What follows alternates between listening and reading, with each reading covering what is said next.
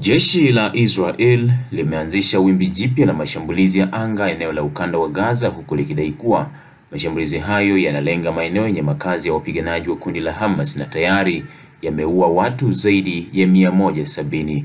Shirika la habari la Associated Press limeripoti kuwa mashambulizi hayo yameanza usiku wa kuamkia leo Jumanne, Machi 18, 2025 baada ya jitihada za kufikia mwafaka wa makubaliano ya awamu ya pili ya kusitisha mapigano hayo kugonga mwamba. Wizara ya Afya eneo la Gaza imethibitisha watu zaidi ya 170 kuuawa kwenye mashambulizi hayo, huku mamia wakijeruhiwa.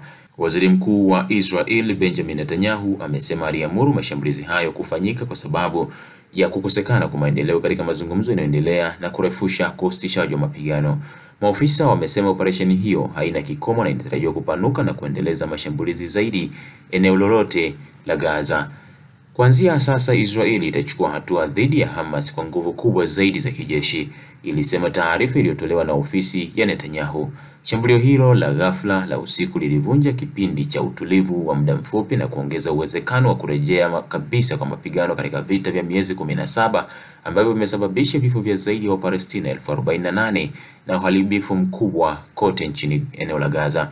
Pia lilizua maswali kuhusu hatima ya mateka wapatao 24 wa Israel wanaodaiwa kuendelea kushikiliwa na Hamas ambao bado wanaaminika kuwa hai. Katika taarifa, Hamas imelaani kitendo kile na kukiita shambulio hilo kama uchokozi wa Israeli usio na sababu na kusema kuwa hatua hiyo imehatarisha usalama wa mateka wa Israeli walioko Gaza.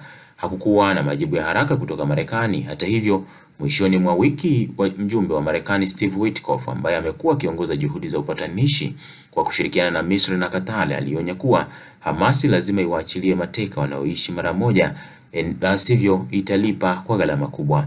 Ofisa mmoja wa Israel akizungumza kwa sharti la kutotajwa jina kwa kuwa operesheni ilikuwa bado inaendelea, alisema Israel ilikuwa inashambulia vikosi vya kijeshi vya Hamas, viongozi wake na miundombinu yao, na ilikuwa inapanga kupanua operesheni hiyo zaidi ya mashambulizi ya anga. Ofisa huyo aliituhumu Hamas kwa kujaribu kujijenga upya na kupanga mashambulizi mapya dhidi ya Israel, madai ambayo Hamas haijathibitisha ama kukataa. Waziri wa ulinzi wa Israel Katz amejiapiza huku akisema kuwa milango ya kuzimu itafunguka eneo la Gaza ikiwa mateka ambao ni raia wa Israeli hawatoachiliwa. Nanukuu, hatutakoma kupigana hadi mateka wetu wote warudi nyumbani na tufanikishe malengo yetu yote ya vita, amesema Katz, mwisho wa kunukuu. Milipuko ilisikika eneo lote la Gaza na Wizara ya Afya ya Gaza ilisema angalau watu zaidi ya 170 wameuawa katika wimbi jipya la mashambulizi hayo ya anga. Shirika la ulinzi wa raia la eneo hilo limesema vikosi vyake vinapata wakati mgumu katika shughuli ya uokoaji kwa sababu maeneo mbalimbali yamekuwa yakilengwa na makombora hayo.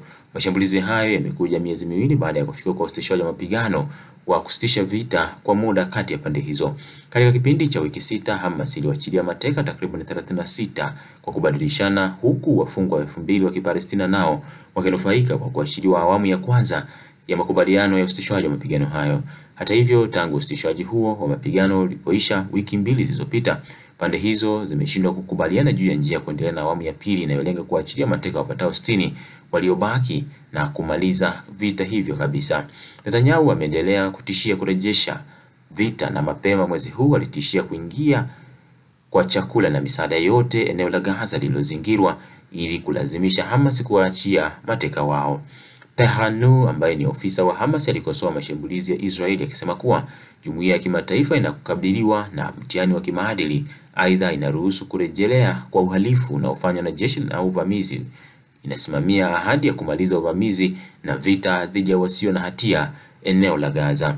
Tangu kuanza kwa vita hiyo Oktoba 7, 2023, Hamas ilivamia nchini Israel na kuua watu takriban 1200 huku ikiwachukua mateka wengine 250, na Israel ilijibu mapigo kwa mashambulizi makubwa ya kijeshi ambayo yamesababisha vifo vya zaidi ya Wapalestina 48 kwa mujibu wa maafisa wa afya wa eneo hilo na kulazimisha takriban 90% ya wakazi wa Gaza kuyahama makazi yao.